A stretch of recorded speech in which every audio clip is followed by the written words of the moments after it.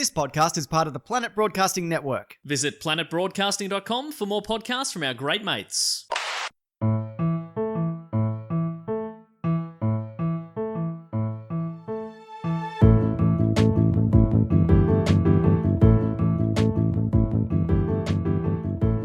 Hello and welcome to another episode of Do Go On. My name is Dave Wanakee, and as always, I'm here with Jess Perkins and Matt Stewart.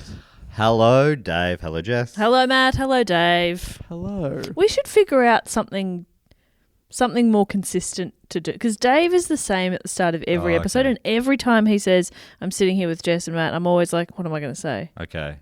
We should think of something. We don't have to do it right now. I'm just saying. I mean, you've had 247 weeks. Okay. Yeah, well, you know, you can always grow, always learn. Focusing on the negative there, Dave. Classic Dave. Yeah. Negative Nelly. Sorry. Middle name Nelly. Missed a word there. You've only had 247 weeks, so don't be hard on yourself. Yes, there we go. Because you're going to be alive for thousands of weeks. I love this positive energy. Do you reckon I am? Yeah. You already have been. Oh, my God. Look at me go. That's exciting. Hey, speaking of being live. Yes. That's good stuff. That's great. What are you going? Keep it going. Well, I was just opening that up for you because you speak good. Well, this weekend we are kicking off our first of 4 live shows, weekly live shows that we're going to film and stream to the world via the internet. Filmed at Stupid Old Studios, and you can get tickets at sospresents.com. And basically, you get to see us do a live episode, but then afterwards, we are also going to do either a quiz, a Q&A, or for our 250th episode, the third week, we are doing a 250th party. A birthday party, Yeah. I guess. Yeah, it's a birthday party in a way. Yeah. We'll have crossing live to special guests, all that sort of... Well, I don't know if it's live. We'll be crossing to special guests and having a lot of fun. And you can get tickets, like I said, at sospresents.com, and you can also get tickets to all 4 shows for the price of 3. Ooh, a bajan. Oh, a 25% saving, I believe. I think... Oh, hang on. Yes. Oh, well, thank goodness. That has checked out. So please buy tickets because it is a lot of fun. So much fun. Yeah, I'm really looking forward to it. It's going to be great. So you should get tickets and come along. Oh, last thing to say is that you can watch live and you can comment along with other people, but you can also... The episodes are now going to be up forever, basically, this time. Yes. So if you want to watch it a week later because you've got stuff on, you can do that. The That's ticket fine. will stay open. If you want to watch it a year later, if you're listening to this in the year 2025... What? And you're like, oh, I would have liked to have seen that, you probably still can. You probably still can. And you should do that. And hello in the future. If planet Earth exists. Yeah, have you got a hover car? Well, shall we crack on with the show, Matt? What is this show all about? Well, basically, 3 obvious friends meet each week to learn a little bit about something. One of the 3 of us will go away after having a topic suggested, normally by a listener, and we'll just read up on it. We'll watch documentaries. We'll bathe in the knowledge of the topic, bring that knowledge back to the other 2 and tell them all about it while they rudely interrupt and annoy new listeners. And this week, Dave is doing the topic, I believe, and it always starts with a question. What is this week's question, Dave? Well, my question to you 2 is basically, the question includes the title of the episode because you wouldn't get it. It's one of those ones. But here we go. Well, you still have a shot at getting the question, though. And this one is very gettable. So, hands on buzzers. Here we go. The Battle of Castle Itter has been dubbed one of the strangest battles of which war? Buzz. Matt? Boer War. Ooh, one of my favourite named wars, but no. Jess? Star Wars. Ooh. Crimean War. Second favourite named war. It's a great name, isn't it? No. One of the World Wars? It is, narrowing it down. 2. No. 1. No, it is 2, but I was going to give it to Jess because you had so many guesses, but Matt is right. That was like my father. No. Let Jess have a go. That's funny that I'm like, it won't be the obvious answer, World War II. I was like, it'd be one of those little wars. Yeah. No, it is Star. if I'd asked you, the Battle of which castle was dubbed the strangest battle of World War II? I would have said Castle Itter. Yeah, of course. I know this story incredibly well. I could do the report without even looking, but I guess I'll let you have a go then. Thank you. How do you spell Itter? Itter. Itter. Love it. Love that. Tell us more. Well, this one has been suggested by a few people, also voted for by the Patreons. Mm-hmm. And if you are a Patreon supporter, you get to vote for 2 out of 3 topics. And not everyone exercises their right to vote. And this one was, again, even though there were hundreds of votes, it only won by a handful. Wow. Tight race. So get in there if you are a Patreon supporter. Suggested by this topic, thanks so much to Zach from Buffalo, New York, Stewart from Edinburgh, Claire from Sacramento, all people that do not trust us with their last name. Well, I should I respect just that. say, go Bills, go Hearts, and go Kings? Wow. Sacramento Kings a team? Well done. Yeah, Don't that's look right. at me. Yeah.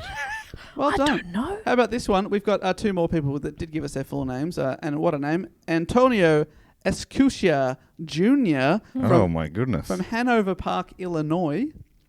Illinois. Well, I know Chicago, Illinois, right? Is that wrong? Go Bulls. Yeah. Bills and Bulls all at Oh. once. Hello, boys. And also this one, another challenging one. George Chandler McGeaney Could he be any more McGeaney? from Royal Leamington Spa. Oh, my God. That place sounds my delicious. God. It sounds delicious and Lamington. luxurious. Oh, my God. I want to be there. Ugh. I'm picturing it some sort of idyllic paradise. I'm picturing like high tea, but in a hot spring. Oh. Wow. That's That sounds the perfect combo. so good. If they had a sports team, it would definitely be a polo team. Yeah. Yes. They don't play anything else there. Yeah. Yes, the horses do most of our sport over here.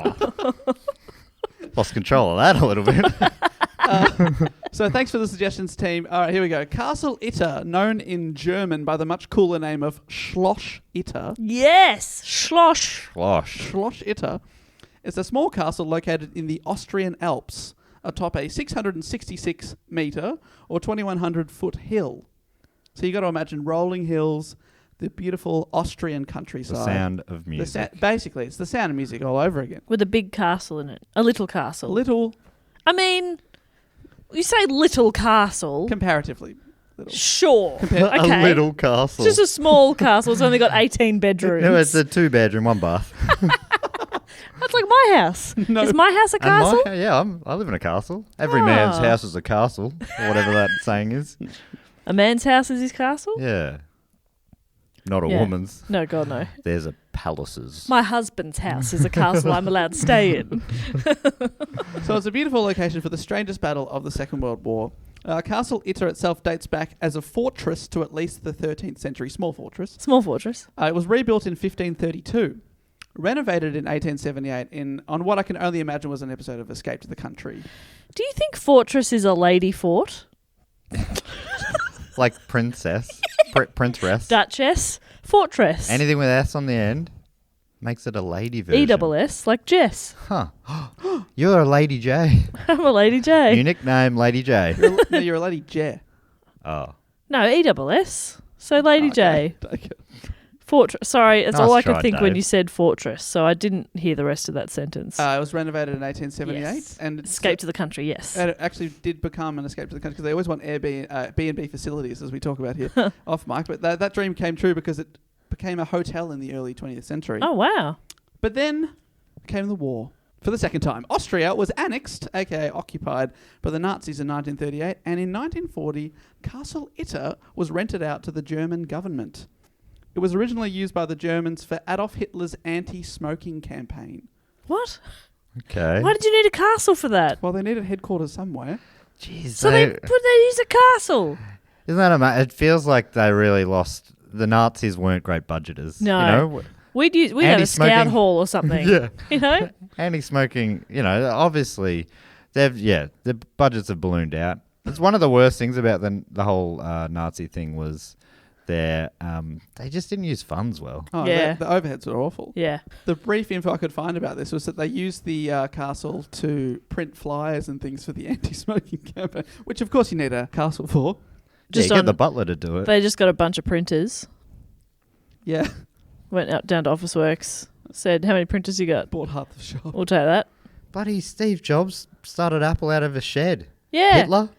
But your anti-smoking campaign is in a fucking castle. Come on, mate. This guy's ridiculous. You've absolutely lost it. I think we've said it before, and I'm willing to say it again. Hitler's a bitch. Yeah, he is a bitch. He's a You know what? bitch. If I had a time machine, I'd go back and I would get baby Hitler and I'd teach him about budgeting. Yeah.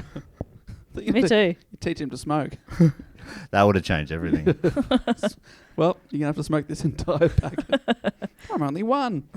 In 1943, the castle came under the control of the infamous Dachau concentration camp. Dachau was located 90 miles or 145 kilometres away and was intended to hold political prisoners, but over 40,000 people were murdered there. A truly Fuck. horrifying... What? How many? 40,000. Fucking hell. Fuck. Truly horrifying place to be. But Castle Itter, which was under the administrative control of Dachau, was a long way away, but under the same people. It was made into a special detention facility run by the SS, the foremost agency of security, surveillance, and terror within Germany and its occupied countries. They're really bad, but also it's two ladies, SS, isn't it? Yep. And they were bad. Two bad ladies. Two the bad SS. ladies. It's like a fucked up bingo. 88, two bad Two ladies. bad ladies. No, that's SS. Okay. All right. Righto, Beryl. The castle had high medieval walls, was surrounded by steep ravines, as well as a dry moat that was crossed only by a small bridge, and had a virtually impenetrable gatehouse. This meant it was a perfect place to make an escape-proof fortress. Ooh. But even better place to have an anti-smoking campaign headquartered. I mean, you got to keep the smoke out. They're still working on the anti-smoking campaign while they've got people prisoner there. It's a castle. Okay. There's Yeah, there's space. room. They use the West Wing. It's a small castle. There's a small amount of space. The second bedroom was the prison. Yeah. The first bedroom, anti-smoking campaign. Yeah, that makes sense. With its escape-proof status, it was designated as a place for prisoners who had potential value as hostages. High-profile people that you wanted to keep an eye on and who were worth more to you alive than dead. Right. People you could use to negotiate with the enemy. Yep. Which, as the war seemed to be coming to an end for the Germans, seemed like it was increasing in likelihood. Yeah, okay. And because of their high-profile statuses, high-profile prisoners, the inmates experienced, for the most part, a prison that was better than most run by the Nazis, especially the neighbouring Dachau. The POWs it housed slept in 20 converted guest rooms. They had food cooked for them, were given cigarettes in the ex-anti-smoking Oh my place. God, the irony. Can you believe that? They were given wine, could listen to local radio, were allowed free access to the castle library, and could exercise in the courtyard. That sounds quite nice. The women could even get their hair done. Get out of town. There was a salon. And all prisoners were allowed to go to the local church service outside the castle, Oh, wow. Okay. Impenetrable. except on Sundays. Most of these high-profile prisoners were from France. These are a few of the inmates. And we'll attempt some French names here. Wish me luck. Oui. First of all, we have former French Prime Minister Edouard Daladier, who was the Prime Minister at the start of World War II. He'd even signed treaties with Neville Chamberlain, Adolf Hitler and Benito Mussolini in the late 1930s, but resigned a year into the war. When France was also annexed by the Germans, he was arrested. Wow. So you got your former country's leader. His replacement Prime Minister was Paul Reynaud, who was also arrested and imprisoned Whoa. in Castle Itter. Wow. He had tried to flee France with his mistress Helene Deportes, quoting from Wikipedia here because I like the writing there. I couldn't believe the writing they used. This is describing his lover, Helene. Okay. A fascist sympathiser. She was very unpopular. She was described as a middle-aged woman with a shrill voice and a clamorous, demanding manner who chatted like a magpie and lost her temper with ease. Charles de Gaulle called her a turkey, whilst Winston Churchill nicknamed her the parrot. It's not a bird. No, so I don't know how Metaphors, bird-like references. she was. Because Wow. the magpies have a beautiful voice. I love listening to the A magpies warble. warble in the morning. Love it.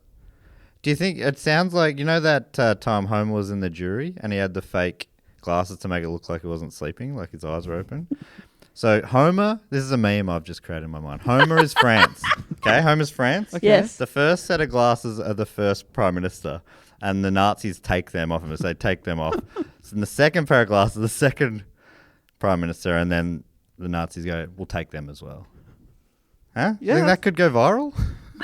I can't believe I've never been near someone as they've created a meme. That was A viral thrilling. meme? Yeah? A viral meme. That's going to go big. I'm going to be interviewed in the doco about Yeah. this viral meme. Yeah, you were there. I Ground was floor. there. And audibly created the meme too. Not like, hey, check this out, I just made it. You know, audibly created a viral I'm meme. assuming someone out there will do the easy bit. But I've you done get the hard credit. work. You get the of credit. thinking of the If I've- they even think about taking a shred of your credit. No, I'm happy to co-create. No. They could put by Matt Stewart and Dominique Swits and Swats or whatever their name will be. I suppose it'll be something like that.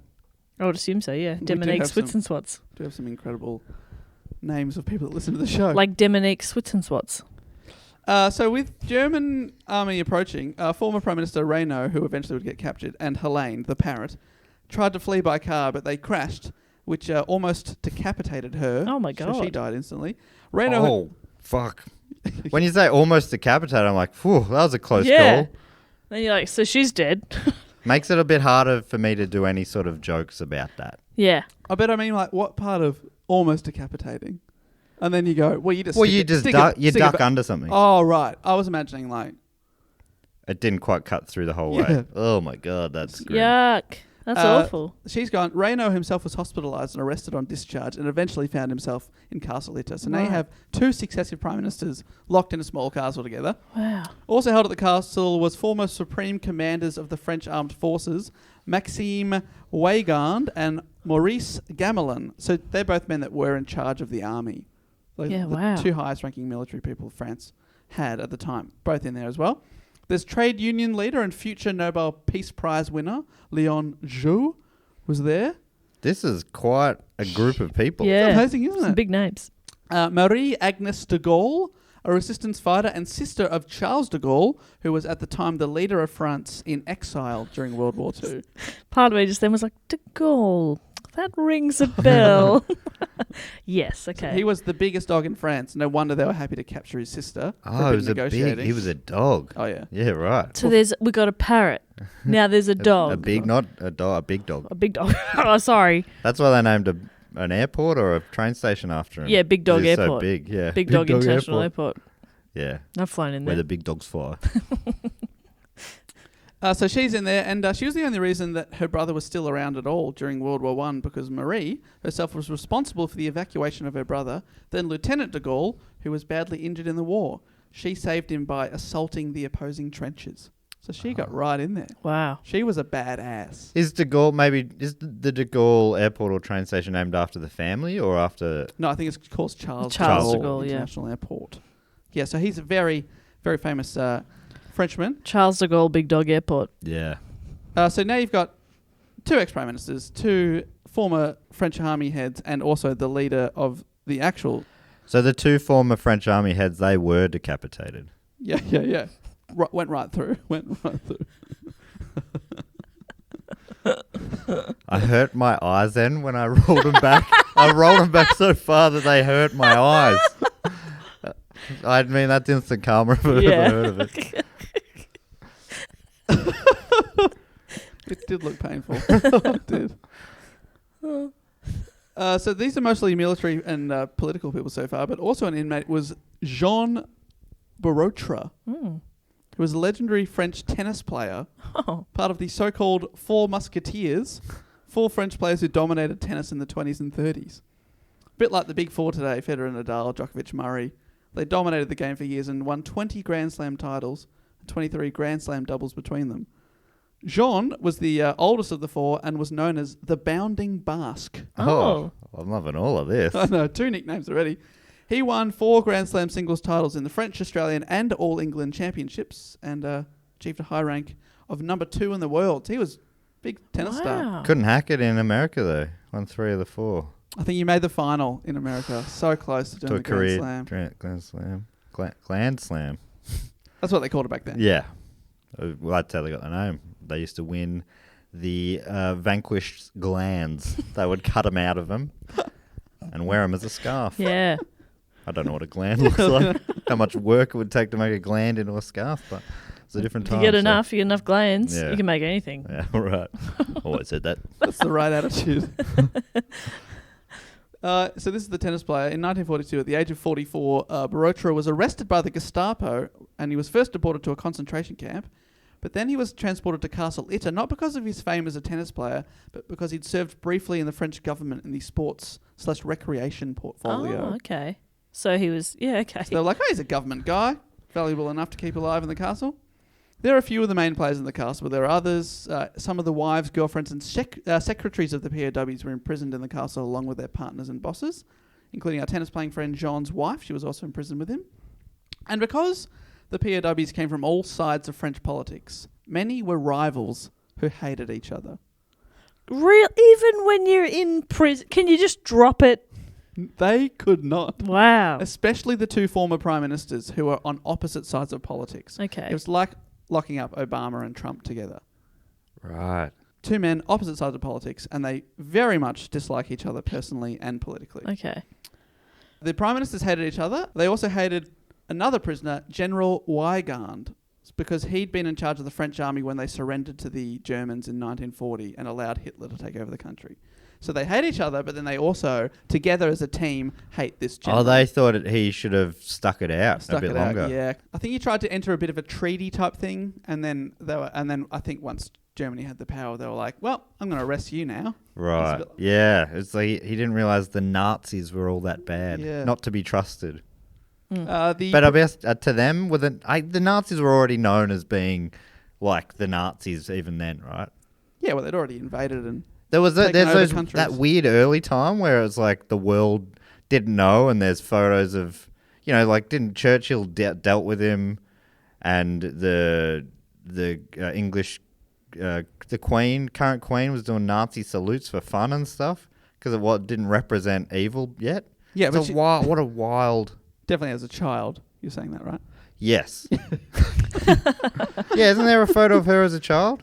Maybe, or maybe it's her siblings or something. A video of. But it's just it's a wild because you think a Nazi means evil, but as they were coming up, it obviously wasn't super clear straight away. Even though it feels like there were a few signs. Yeah. But as they were marching into Paris to take it over, I think it was pretty they were safe like, to assume.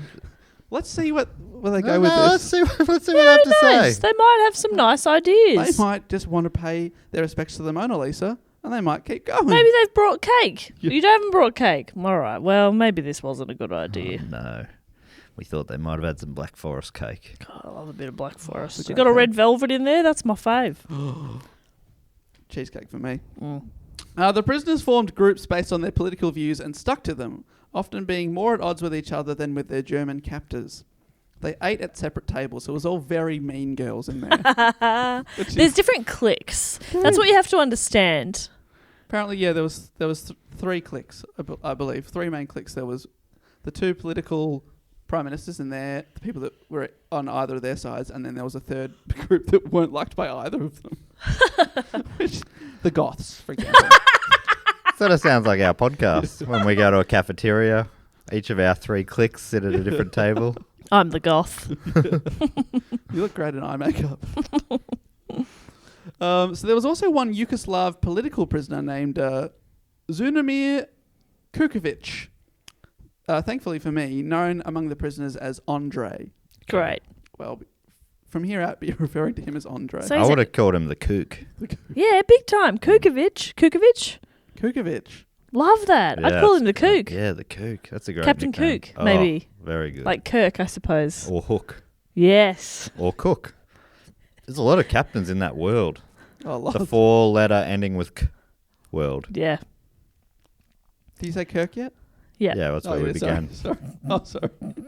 I'd just been... Did you think you thought of that? Does your inner monologue sound like Jess?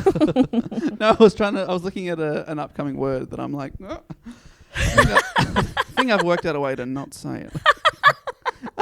Love that quick on-the-fly edit of, too hard. Too hard. And then the depacking of it before we even get into it. Yeah, the big run-up to it. Here we go. So Andre had been transferred. This is the political prisoner from Yugoslavia. The Kook. As was known. He's been transferred from Dachau, the much worse concentration camp, to work as an electrician for the castle. Oh, so Massive upgrade. He's also getting an income now. Right. So that's Or good. They give him a van. I doubt they were paying him. Does he have a van? Yeah, they got him a van. Do they have an ABN? Yeah, oh yeah. Better fill that out. Who's doing his bass? Oh yeah, I mean that's the thing. Now he's got a better gig, but he's got to work out his tax. And all that sort of stuff. Yeah. We've got a computer in the corner with MYOB. Accounting software, there you go. One of the big two. But there's new players in town. Zero's there now. Yeah. Used to be all about MYOB and what's the other one? Oh, I forget. I MYOC? did accounting in high school. It's been a while. Excel. Spreadsheet. No. Was it? No. Not funny. I can't think of what it was. Jagger. All right, so we'll talk a bit more about Andre later. I just wanted to introduce you to our good friend Andre. I love him, the electrician. He's got a part in this story. Don't you worry about Andre. And as for the German side of things, Sebastian Wimmer of the SS was given command of the prison, and he was also given 25 people to guard the castle. Okay. These were all men who had previously guarded concentration camps, and even they were glad to be away from the horrors of the death camps, Yeah, I bet. even if they were the ones inflicting the death. Yeah, okay. Never really thought about it from that point of view either, hey? Yeah, I was watching an interview with a historian talking about how even for them, because at this castle, it's quite nice, but even when they're at the concentration camp, they're surrounded by, there's no way to get away from it, even if you are on the oppressive side. Yeah, that'd be... Which I also had never thought of, but still, fuck those guys. Oh, big time. But, I'd never really thought about... That wouldn't be a very nice job, would it? Arguably. What's that? Being a guard at a concentration camp? No, that would fucking suck. Yeah. And these were But all... I'd say, hear me out, that it would be even worse to be inside the concentration camp. Yep. I reckon you're right there. QuickBooks was the other one. Moving on. Did you look it up? Yes. That's That was the one I learnt in year 12 as well. Oh, wow.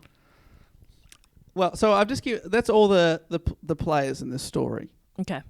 It's a real rabble of the who's who of French political life and military life. Yeah. And they're all in there squabbling about, and this went on for a couple of years. That's just their way of life now. And a few of them have got their wives in there. Secretaries is confusing. Yeah. Well, if I'm going, she's got to come with me because I can't keep track of anything. So this is normally the setup in the film where it's a ragtag band, but this is like whatever the opposite of ragtag is. It's Tag silk rag. tag. I was going to say tag rag. Tag rag. Tag rag. Okay. What did you say? Silk tag. Silk tag. Instead of a rag tag, it's a silk. It's a beautiful fabric. Hanky tag. But it's like it feels, but not necessarily all that many. If they're making the big escape, it's not like they've got all the skills covered like in a heist film. Yeah, that's right. Yeah. We need a guy that can do backflips. How about someone who knows how to talk to ambassadors from other countries? Yeah. Is that going to be important here? Well, I've got a secretary. The electrician might be handy. Yeah. Yeah, well, let me just tell you that the two most important people in the story are not the political people. Yeah, okay. Funny that. Somehow. Hey, obviously they've got surprising. practical skills too, and being president is not their value, but it sounds like they maybe don't have any values in terms of getting out of a castle. Yeah, that's right. So life went on like this for a couple of years. The prisoners just squabbled with each other daily and got used to their monotonous routine. But they noticed that life began to change in 1944, and even more so in 1945. Food became more scarce for both the guards and the prisoners, as did fuel for the generators. Okay. Started doing a lot more stuff by candlelight. The French captives took the lack of supplies as a sign that the Germans were losing the war outside the walls, but began to worry what would happen to them. Maybe they would no longer be worth more alive than dead. Yeah. You can't afford to feed your own people. Why are you going to keep sending stuff to these fat cats? The truth was, outside the castle, by early 1945, Nazi Germany was on the verge of total military collapse. The Soviet army had retaken Poland and were closing in on Berlin.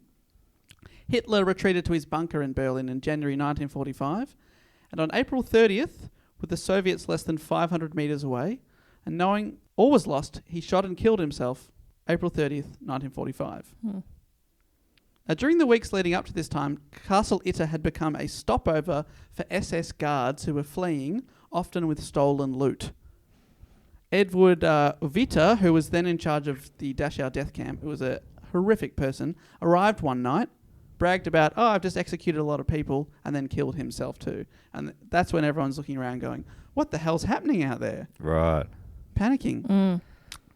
A few days later, the guy in charge of Castle Itter, Sebastian Wimmer, saw this and was like, oh, fuck this, I'm out of here. So he and his wife ran away on May 4th. And his 25 guards saw this and were like, well, fuck it, we're out of here too. So they all left, leaving the French prisoners alone in the castle. And you're like, great, the war's ending, they're free to go, just go home. But it's not that simple. There were still SS units in the area surrounding the castle. So there's forests and stuff all around the castle, a few towns, and the SS could be anywhere. They were the Nazi diehards, people that were going to fight until the bitter end and who'd been ordered to kill thousands of prisoners to cover up the atrocities that the regime had inflicted. There's stories of the local Austrians and villagers who were not a fan of the Nazis when they came in, and now they're seeing them collapse. They're like, this is good. They're hoisting white flags, hoping to be liberated by American soldiers when they come through, only for small groups of SS to get there and hang these civilians on light poles to crush any early surrenders. Oh, that is... I don't know why everything's been brutal, but that is fucking fucked. Because I think these Austrian locals are worried that the Americans will come through and also treat them harshly because they're seen as collaborators. But really, they're like, oh, we never liked them. Yeah. Please save us. Yeah, I'm just a baker. Oh, bloody hell. Inside the castle, they knew it was too risky to make a break for it, and also that they probably didn't have enough time to wait to be liberated. They'd have to at least defend themselves. So they broke into the weapons room of the now deserted castle and armed themselves with pistols, rifles, and even a few submachine guns. Has the chef gone as well? Now they've got to feed themselves. Yeah. That is absolute horseshit. Oh my God. I've grown accustomed to a certain lifestyle in prison, and now you just up and go. Where's your obligation? Where's your 4 weeks notice? Yeah. Where's the librarian? I've been in line for a few hours trying to check out this book here. Where's the hairdresser? I've got regrowth. I look terrible. Well, if I'm going to be captured again, I want to look good.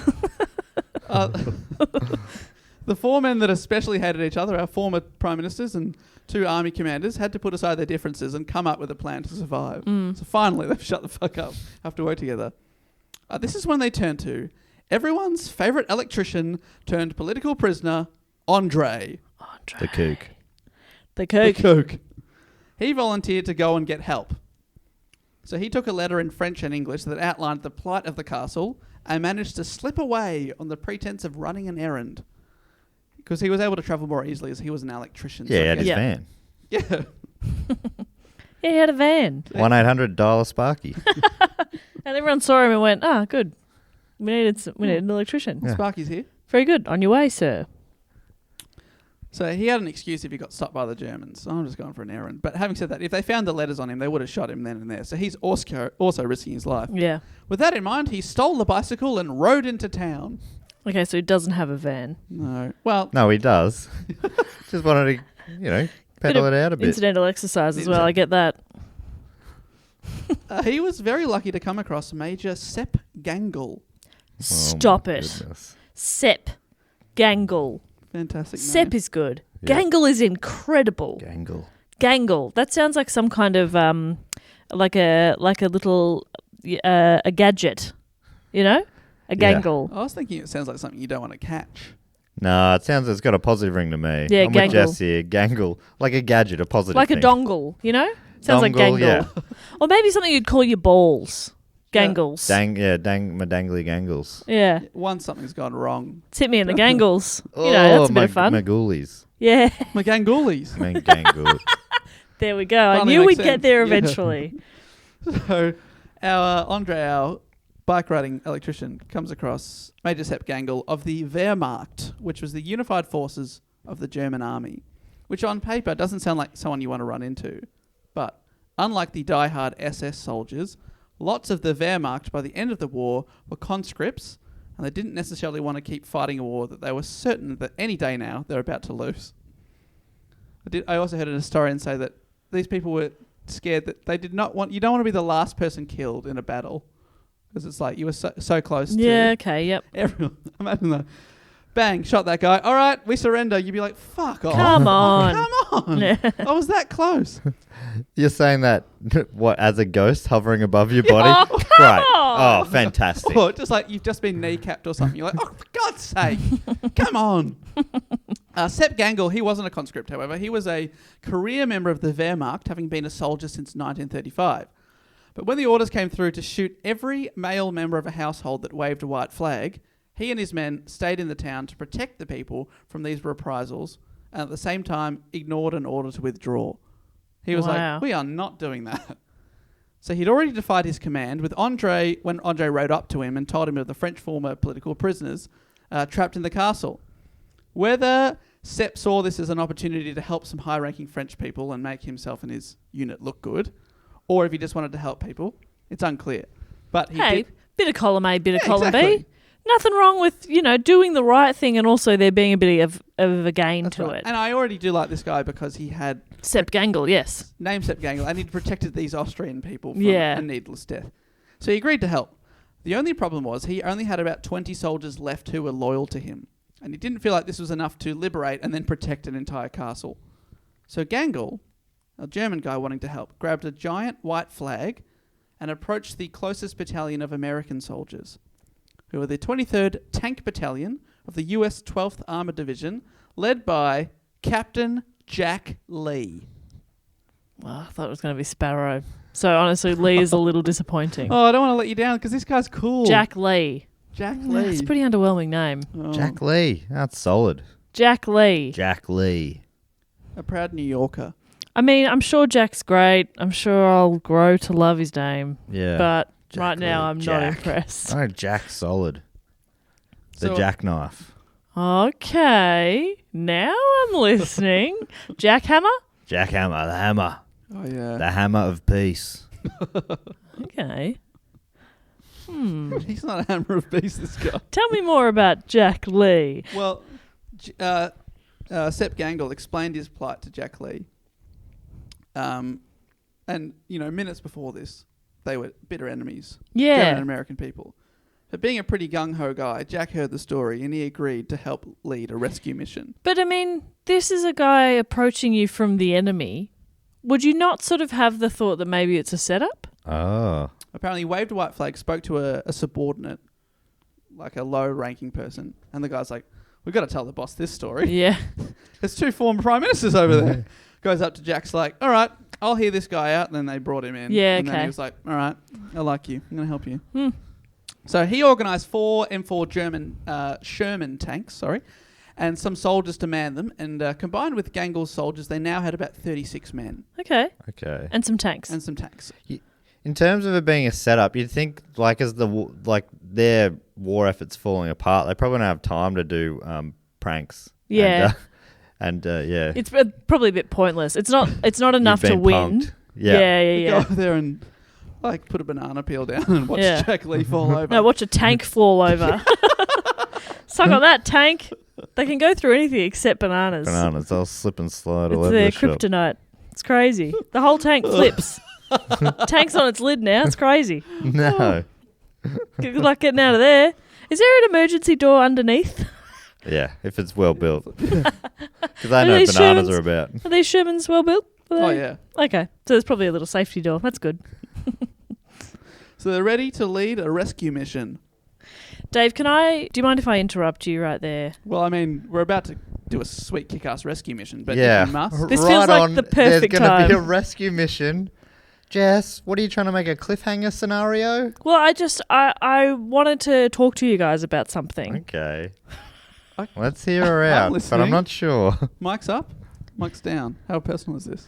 Oh, mic's up. Okay. So the other day, right, I was Googling some stuff on Google, on my computer, on my laptop that I Okay. own. And I was sort of thinking, this isn't exactly stuff that I want other people to see on my screen. You know what I mean? Oh. Read into that what you will. All right. And now I know what you're thinking. Just pop it in incognito mode. Yeah, surely you did that. Well, let me tell you something. Incognito mode doesn't hide your activity. What? What's the point of it then? Very little. It doesn't matter what mode you use or how many times you clear your browsing history. Your internet service provider, IINet, can see everything that you're looking at. I'm just using IINet's Mine, for example. How did you know I use IINet? Are you Are you from IONET? Yeah, and I know what you've been looking up, mate. Oh no, how can I stop that? Well, that's why even when I'm at home, I never go online without using ExpressVPN. Well, that makes sense. I was going to say, Dave, I don't know why you're so surprised. We've been sponsored by ExpressVPN a few times now. When are you going to get the message? Well, I didn't realise that that's what they did, but I am very lucky that I've been using... I researched this report using ExpressVPN. Thank you. That's real good, Dave. Did you know that ExpressVPN is an app that reroutes your internet connection through their secure servers so your ISP can't see the sites you visit? They also keep all of your information secure by encrypting 100% of your data with the most powerful encryption available. Guys, it doesn't matter if you get your internet from Verizon or Comcast or any other internet service provider. IONET? Dodo, Yes. Telstra, Optus. All these things and more. And if you're using any of those in the US, did you know they can legally sell your information to ad companies? What? I know, that's no good. But if you use ExpressVPN, it locks those bastards out. Get out of here, you dogs. So protect your online activity today with the VPN rated #1 by CNET and Wired. Visit our exclusive link, expressvpn.com/dogoon, and you can get extra 3 months free on a 1-year package. That's expressvpn.com/dogoon. 3 months out of a year, that's like 50% or more. That's great. That's huge. Wow.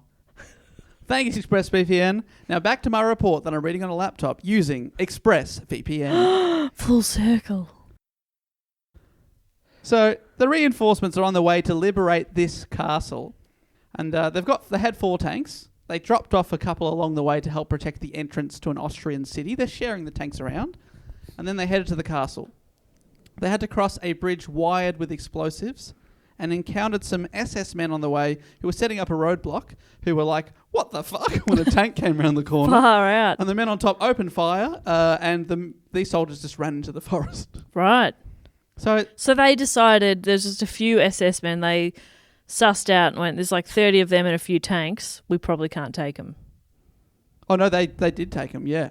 Oh, no, the SS men were Yeah, like... the SS were like, let's run, I reckon. They were just caught by surprise because I think it was around a bend I was literally reading, and then the tank comes around and they're like... You know, you'd hear it a little bit, but I suppose they come around and they've got men on top with machine guns plus the tank's gun, and they're like, nah. I mean, the war's not worth it anymore. By the time they got to the castle, they only had 1 functioning tank. So you're down from 4 to 1 tank, and they had to carefully back it, reverse it, over the rickety bridge in front of the castle. Which you got 4 guys on each side, just going a little bit this way. Yep. Unless you're driving it, Jess, then just whoosh straight in. I'd say get out of the way, boys. I got this. Oh, I mean, it's the only time you'd be scared to park a tank. Any other time, you'd be like, well, I'm coming off better than anything else here. But they had to do it over a rickety bridge. They weren't sure if it would hold, and it had a steep ravine underneath it. Oh my God. Imagine how scary that was. No, that'd be does not sound awful. fun. Just leave the tank there. Lock it.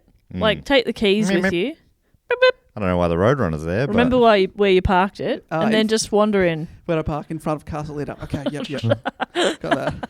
I'd Rickety just bridge, yes. build a little ramp and just jump the ravine. Yes. That would have been sick. How fast can tanks go? Pretty quick, I reckon. Yeah. Can they? Especially these days. My God. Cool. Yeah. But they do flip easily. Yeah, banana peels. Everyone's got a kryptonite. Yeah. So they made it to the castle, and inside at first, the French VIPs who were stoked to have some help arrive. They're like, finally, our lunch. Here we are. God, where is the caviar? Is that tank full of caviar? They were quickly disappointed with what they saw, though. Oh. Being VIPs, they'd expected the entire US Army to come and rescue them. And what they discovered they had really turned up was 1 tank, 7 American soldiers, and about 14 Germans, who were still the enemy. They were like, what the hell's this guy doing here? God, ungrateful. Yeah. So ungrateful. They backed a tank over a rickety bridge for you. Exactly, they've You risked little shits. You'll say thank you and you'll get in the tank. I mean, that's how I assume they get them out, in the tank. No. How many people can get in a tank? The tank I've seen a photo of, the Sherman, is not very big. I'm guessing 4. Military historian will get in contact, I'm sure now. But Gangle... actually, a Sherman tank has seats for 5. So You idiot. Unless you meant 4 not including the driver, in which case you are correct. That's what I meant. It was 3 on the tree, so it has a bench seat. You can actually squeeze in a small child in the front middle. It's the Tarago of the tank world. How many of you are social distancing though, right? Hard to do in a tank. Hard. So Gangle, the German, he was very nice to the French VIPs. And he's the one that they don't like because they're like, this is a German guy, you're our enemy. But Lee was an American badass and didn't have time for their shit and quickly jumped into action, organising food and beds for his soldiers, and better yet, a survival strategy for them all. Now, one of the former prime ministers remembered Lee in his autobiography. He wrote, quote, "He was as crude in both looks and manners. But at least he gets results, damn it."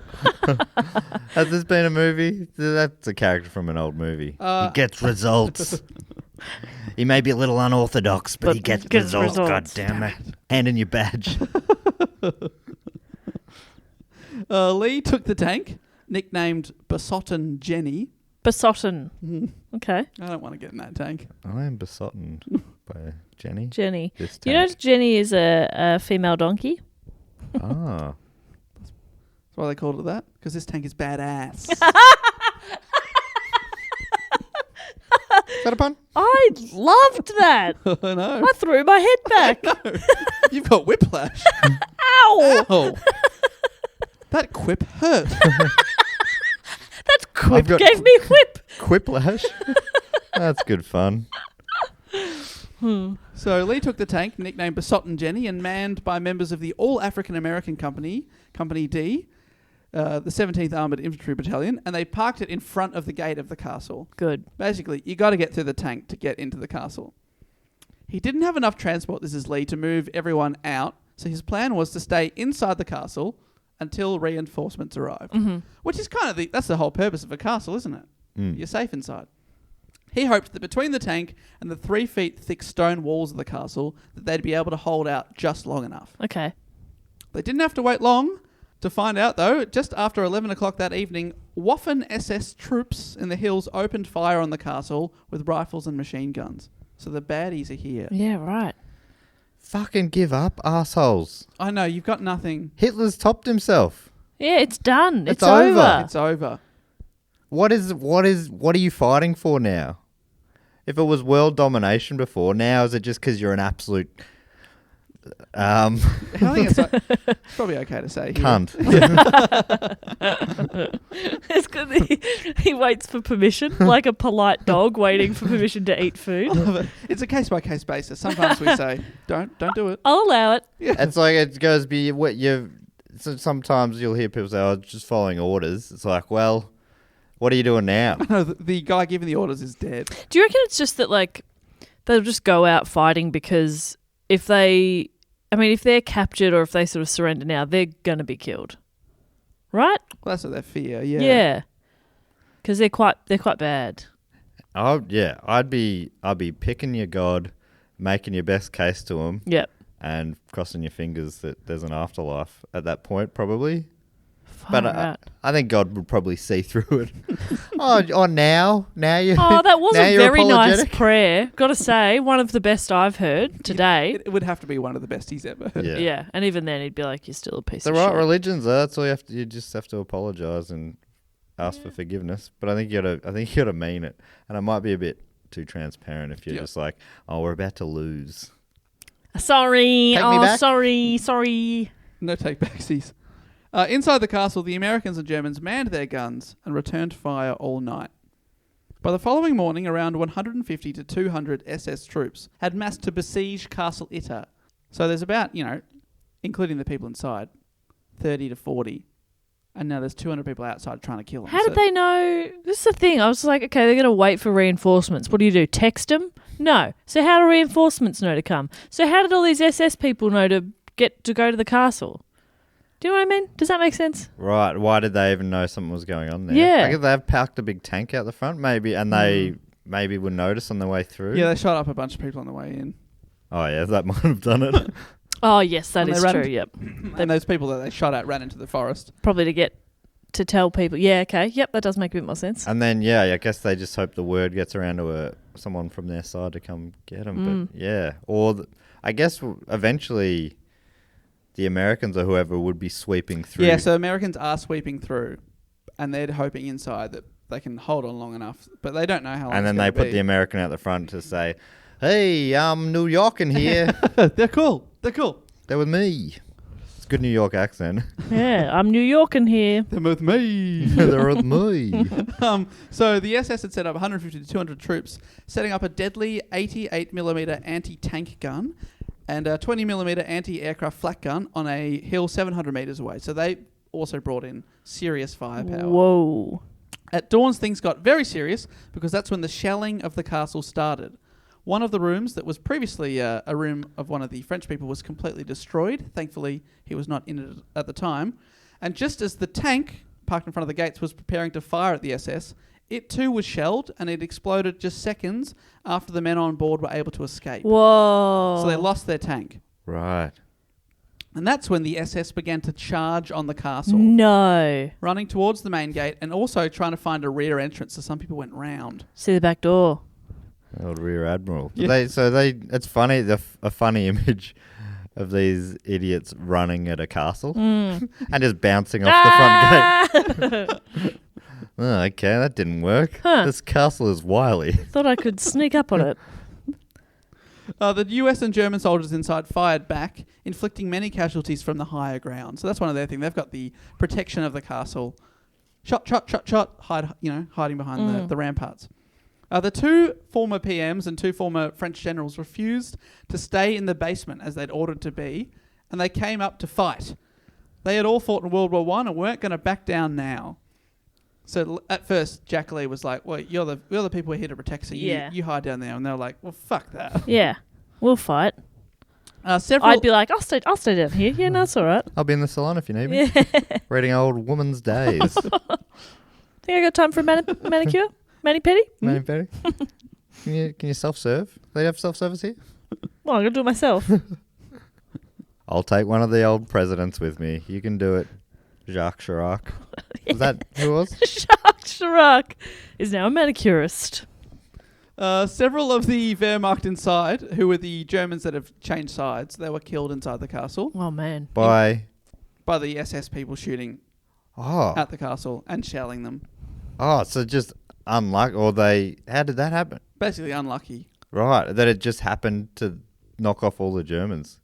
Yeah, including Major Sepp Gangl. No, not Sepp Gangl. Who was shot in the head by a sniper. Whoa. Oh, it almost feels like they're the ones they're after the most. Because they're basically traitors. But really, they're... I reckon traitors gets a bad rap. Yeah. But in this case, it feels like... Oh, I'm on Team Traitor here. Yeah, big time. I would have traded earlier. I'm trying to save lives. Oh, you dog. Traitor. You dirty dog. I want to be on the right side of history. Oh, you piece of shit.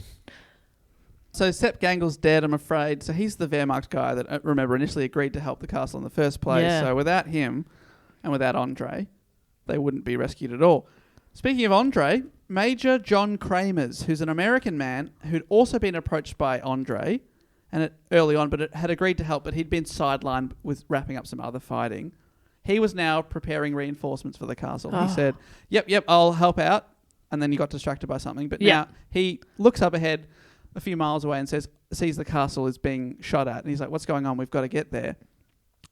He had no idea what was going on inside. So he desperately tried to radio Jack Lee, his colleague, but he couldn't get onto him. He wasn't answering the radio.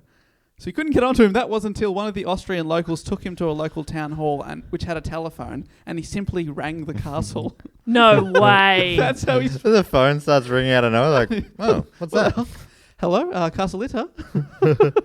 And that's how he's... Castle Itter, Jack Lee speaking. And John Kramer's like, Jack, it's Major Kramers. I'm coming. He got onto Lee, but Lee didn't have great news for him. The SS hadn't yet breached the castle. But they were closing in, and inside they were running out of ammunition. So they needed help fast. Yeah. But getting into the castle wasn't that straight, or getting to the castle for Kramer wasn't that straightforward. The extra US soldiers had to wind through local war-torn streets and through the forest. So it's not like, oh, there's the castle, I'll be there in half an hour. Yeah. You had to find a way to get to it. So inside the castle, with things very desperate, Jack Lee, our general, accepted a proposal from tennis star Jean Barotra. Okay. Oh, I hope it brings in tennis skills. I hope it's like a tennis racket and some grenades. Yeah, I'll He's like, lob a I'm- grenade, top spin lob. I'm very accurate. Yeah, I'll inside out forehand this grenade. He's like Hawkeye, like standing on top of a building, just like shooting behind him, like he just knows where everything is. That's him with it. He's like, I have my tennis racket. I've got a couple of aces still up my sleeve. His proposal, it's pretty amazing. His proposal was to leap the castle walls Okay. and then run to the extra soldiers outside and then guide them back to the castle. Sure. Okay, the leaping part. Tell me more about that. And We're then- talking single bound? And the SS people are still outside the castle. Oh, also. yeah. Okay. So the former So he's tennis- going to just run through the enemy to get some help. After jumping a wall that is a castle impenetrable wall, Yep. leaping it. Okay. He's very athletic. So he's Oh, hang on. When you said before about the castle walls, you said 3 foot. They're 3 foot thick. yes. I was thinking 3 foot high. And I was like, I could do it. I could leap that. I could do it. Yeah, SS are like, we just can't find a way in. They can see over. It's up to their chest. They're like, this is so infuriating. Oh my God. 3 foot thick. 3 foot thick. Quite a thick Yes. wall. Yes. Yeah, nearly a metre thick, but Yeah. more than a metre tall. That's good. That is okay. Now I'm happy because the SS can't get in as much, but I'm a little worried about this tennis star getting over that fence. Nah, he's going to leap it. Gonna have a big run up and just jump it. So Cosby flop it. Barotra, the former tennis star, now in his late 40s but still extremely fit, quietly slipped out of the castle during a lull in the intense firing. No way. So he jumped off a smaller part of the wall. He did jump off it. Ran across 40 metres of open ground. No. Oh, shit. People with anti-aircraft machine guns pointed at the castle. And he's Speaking of like, badass. better go for it. He ran through 40 metres of open ground, eluded several groups of SS soldiers, and then disappeared into the woods. No way. Whoa, that's wild. So he was off to try and find the incoming US soldiers. Basically, he's the castle's last hope. Imagine the adrenaline. That feels like one of those ones that is too risky to even attempt. Yeah. And you'd be able to see him too. They'd all be watching him. He was wearing his tennis whites. Yeah. Back then, you weren't allowed to wear colours. Camouflage at Wimbledon, I don't think so. I don't think so. Not in front of the Queen, please. So, yeah, and I mean, the castle's there, so it must be so hard to get to if they didn't think they'll find it eventually. Yeah. And is this during the day? Or is it nighttime? I'm not sure if he jumped off during the day or the night. It would That make I'm Daytime picturing is the day, but I yeah, was picturing night, and I was like, that's amazing. But daytime is like next Yeah. level ballsy. but daytime. That's when they'd least expect it. yeah. He's just running across. Oh my 'Cause God. imagine watching from the castle your last hope, and if he had been machine gunned, you'd be like, oh. Yeah. no. Oh. But he was off. Stephen Harding, who was a US military journalist who would go on to write a book on this fight called The Last Battle, wrote this in an article for historynet.com that I will link to. It's a very great article. On Barotra being off and inside the castle, this is what Harding writes about Lee. Quote, Lee began planning what he and his shrinking command would do if the relief force didn't show up in time. The solution was literally medieval. The defenders and the French notables would withdraw into the castle's massive keep. They would use their few remaining rounds of ammunition, their bayonets, and if necessary, their fists to make the SS men fight for every stairwell, every hallway, every floor. Wow. Badass. But back to my words here. The SS attackers continued to advance, sensing that they were close to victory. By the afternoon, a German anti-tank team was coming into position to blow up the fortress's main gate with rockets. It was not looking good for the people in the castle. Whoa. But then, suddenly, there came fire from behind the Germans. It's behind you. The war is a pantomime. Tennis? Was it tennis grenades? Yes. Is it our man? He goes and finds the Americans. He's like, you got a tennis racket? I'm going to need a tennis racket and a bag of grenades. I picture him. So the Americans are up there, and he's straddling the gun on the tank. Yes. And he's leading them out there. Oh, mate. Yelling. You're going to love this. So firefight starts coming from behind the Germans, and so behind the SS. It's confusing because there's two groups of Germans, but behind the baddies outside. Jenny's sister tank, Remember we had Jenny before. This one called Bosch Buster, Love it. accompanied by a company of American infantry, was riding into the rescue. They were later joined by troops from the 142nd Battalion, led by our tennis star Jean Barotra, now sporting an American uniform. Yes. Badass. He was literally leading them to the castle. That's sick. He's not a soldier. He's not American, but they were like, fuck it, let's give this guy a uniform. He was Wow. number 2 in the world, okay? Yeah, it's like when Roger Federer would like meet the troops or something. Yeah. Here's an honorary uniform for you. The SS realised it was all over and many fled, but over 100 were captured. Cowards. Very much so. Nazi Germany surrendered 3 days later on May 8th. Inside the castle, the relieved French VIPs were quickly sent back to Paris. And this is what happened after the war. The two former PMs would return to politics. The German Wehrmacht, the people that had helped the Americans, despite the fact they'd fought with the US soldiers, were still taken in as prisoners of war. They were put inside a POW cage, which I didn't know what that was. A POW cage, which is essentially an open field surrounded by barbed wire, so you can't escape, whilst their histories were investigated. And if they weren't war criminals or Nazi members, they were then released. Okay. So they still had to do a bit of background check on them. Surely that these guys had helped would, It would look good on your resume. Yeah, on your prison resume. Yeah. Your resume? They could have been real pragmatic bad guys who are like, if I just do one last good thing. Oh, yeah. So I guess that they had to check, but Had to check. it's a good sign, I'd say. Yeah. Jean Barotra, our heroic tennis star, Crazy. returned to professional tennis after the war, No. despite his age, and did not retire until 1956 at the age of 58. He played Wow. until he was 58. I will say he didn't win any more Grand Slams after the war, but still, He kept playing. Just to keep playing is something like to qualify for events and stuff. Yeah. 'Cause That would Wow. now well and truly be seniors yeah, tour. absolutely. Mary Agnes, Charles de Gaulle's sister, was awarded with the Legion of Honour in 1975 in recognition of her work with the French resistance. Again, she was a frickin' badass. Whoa. Andre, a heroic handyman / electrician, returned to Yugoslavia where he set up an electrical business in Belgrade. Did he finally get a van? I reckon he would have got a van. Oh, He kept in contact with several former French POWs from the castle. that's nice. They were still friends.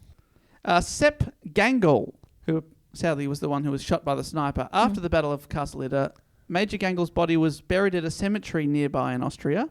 Today he is regarded as a national hero in Austria for his efforts to aid the resistance and protect Austrian citizens during the last days of the war. Wow. So as much as he's remembered for this battle in the castle, also when he was ordered to shoot people in the town that were defecting, and he said, I'm not letting that I won't happen. do that, yep. The locals there still revere him as a hero for that. Jack Lee. For his extraordinary heroism, Captain Lee was awarded the Silver Star and the Distinguished Service Cross and was finally given his promotion to the rank of captain. Sadly, he struggled with PTSD after the war, as many of these brave soldiers did. But to finish on Jack Lee with one more line from Stephen Harding's article, quote, a few months before his death in January 1973, he was asked by a reporter in Norwich how he felt about the long ago incident. Lee thought for a minute and then replied, well, it was just the damnedest thing. I love an understatement. Yeah. Yeah. I would say that when, like, I accidentally bought 2 things of eggs, Like, that's the damnedest thing. What am I like? What am I like? He's like, I saved a bunch of people. That's the damnedest thing. Amazing. What a story. So the Battle of Castle Itter is one of the last of the entire World War II. Yeah. Is considered one of the strangest battles of the entire war because it's probably the only engagement in which US and German troops fought on the same side. Right. And also the fact you've got the Prime Minister's, the tennis player running for it. It's just considered a very, very strange battle. Did you say what the tennis player got? Did he must have got some handy awards for that run. I don't remember reading about him being given any awards for that, but because he wasn't. Maybe you have to be because he wasn't a soldier. He wasn't a soldier. He was just a French right. citizen. There are yeah. civilian medals and stuff, but yeah, maybe maybe not anything relevant. Yeah, But right. far out, what an amazing effort. Because that's like Purple Heart sort of stuff or whatever. Yeah. when you just run through enemy territory with machine guns tracing you, hoping for the best. I hope I'm thinking of the right one. It might be one of the other ones. One of the famous ones. Victoria Cross? Yeah, maybe it the does have a bit Victoria of a Cross. Victoria Cross. Anyway, feel I about bet one of these war historians will get in contact. Because Dave made it sound like they're just sitting waiting. it. For any kind of inaccuracy. So that is the Battle for Castle Itter. Thanks for everyone that suggested that topic and everyone that voted on it. That is an amazing story, Dave. It's a crazy one, isn't it? I'm so happy it had, relatively happy ending. That Yeah, they 'cause got there's out. a lot of grim stuff in there. Yeah, sorry about that. World War II was not a nice time. No. I'm starting to think that. So that... what were the other kind of topics you put up for the vote? Were they all war stories? No, they were all they were interesting in their own ways, and I tried to put that in the description of the three options. And but I did say the Battle for Castle Itter in brackets, one of the strangest battles of World War II, and a lot of people commented, "Yeah, I voted for that one because it sounded." I was like, "Why is it strange?" So Oh, yeah. But to be honest, that's one of the reasons that it stood out to me in Jack the Hat. So people can click the link in the description of this episode and tell us why we should do a topic, and then we give you a shout out. And you can tell us why we should do it, like I said. And if they write a cool blurb, it stands out. Yeah, And a it few grabs people had your written, attention. The strangest battle of World War II, and I was like, okay, I'm listening. Yeah. Give I'll that Google. I'll Google. I'll put that on the short list. So yeah. Well, that brings us to everyone's favourite section of the show, the fact, quote, or question section. Has a little jingle. Fact, quote, or question. He always remembers the ding. And the way to get involved in this is to sign up at our Patreon at patreon.com/dogoonpod. Link in the show notes. And if you sign up to this level in particular, the Sydney Scheinberg Deluxe Memorial Rest in Peace Edition level, you get to give us a fact, a quote, or a question. You get heaps of other things as well. You get to vote on 2 of the 3 topics. 2 out of every 3 topics, basically. But we're also giving out, uploading 3 bonus episodes every single month now. So we've got an episode of Phrasing the Bar coming out each month. It's our Brendan Fraser podcast, a bonus report, and also a random other thing. So yeah, check it out for that. And yeah, there's heaps of other things that you can get involved at depending on your level, including the exclusive Facebook group, which is a nice, fun corner of the internet where everyone's very lovely, and other such things. That's right. But talking of this one, firstly, the fact, quote, or question section of the show is where one of the people on the Sydney Scheinberg Deluxe Memorial level get to give us a fact, a quote, or a question. We're reading out 4 a week these days. To make sure everyone gets their bloody turn in the sun. And this is what I think of this for people. It's like, they're finally their time to shine.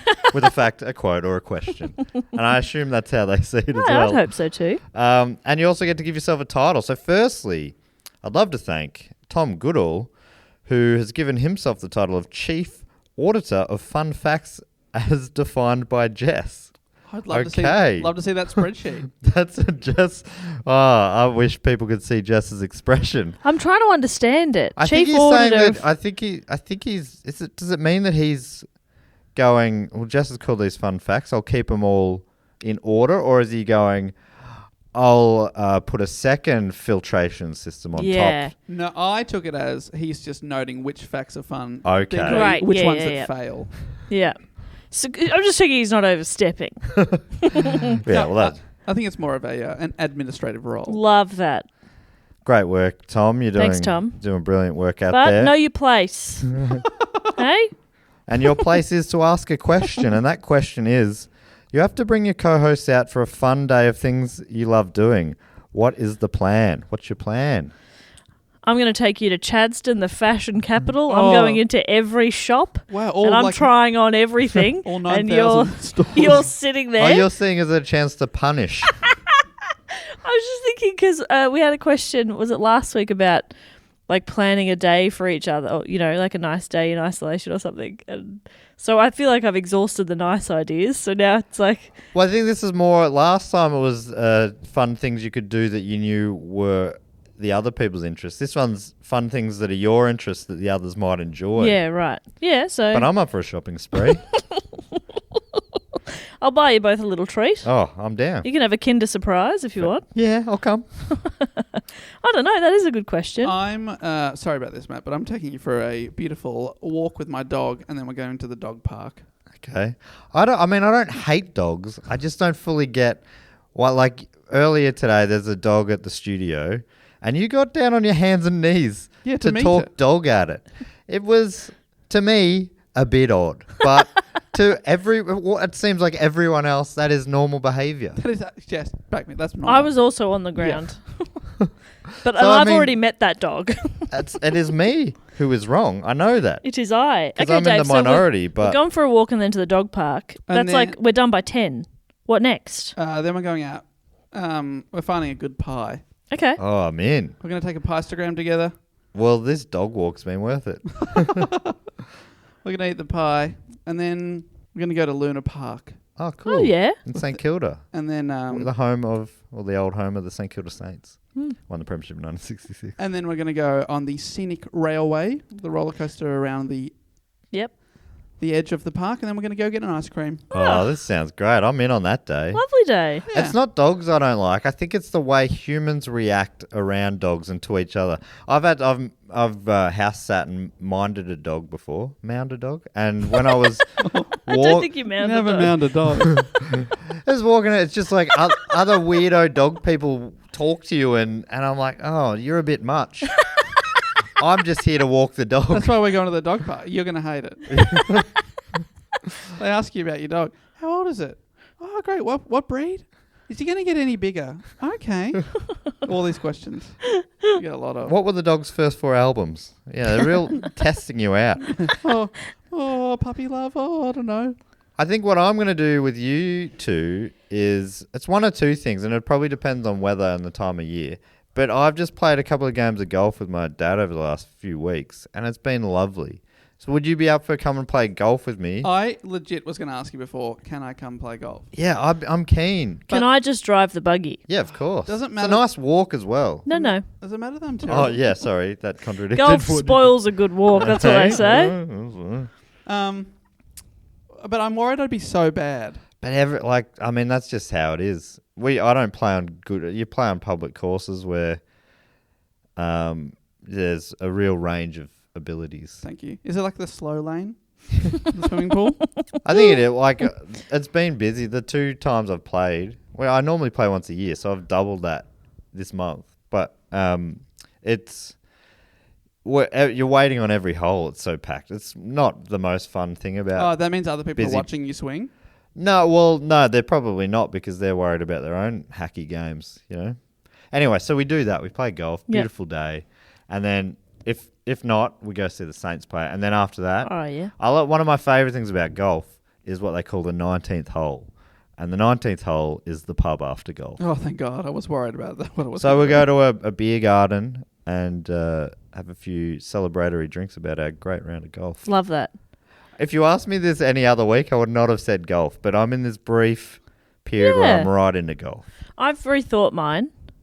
I think it would have to start with brunch because I fucking love brunch. Oh, yeah. And then maybe we could have a look around NGV, go to look at the art gallery, could show you that Picasso we've talked about. Sick. then Can we maybe- do these days? Maybe Moonlight Cinema Oh, nice. An outdoor cinema. I with love snacks. It's a nice night though. We so- have picked a lot of things that will probably mean we need lockdown to not be happening. Yeah, this is that's- all post-COVID world and stuff. that's why we're thinking about it. Because Yeah. we're like, oh, all those things I don't do, but Yeah. I wish I I could. can't remember the last time I went to Luna Park. Yeah. I went to Moonlight Cinema once about 8 years ago. And I'm You're like, like- oh, to be back again. What'd you see? Argo? I saw Amelie. Do they Okay. only play A movies there? I believe so. I saw Megamind. The animation. Megamind was funny. And honestly, I was going, this is the only thing on. Fine. I went with friends, and afterwards I was like, that was pretty bloody good. Yeah, loved it. Something about anything at the movies elevates a movie. Anyway, I hope Right. that answered that question. Yeah, I think we answered that pretty thoroughly. But yeah, this is good. I want to do all these days when we're allowed to again in a year or two. Thank you so much, Tom, for that question.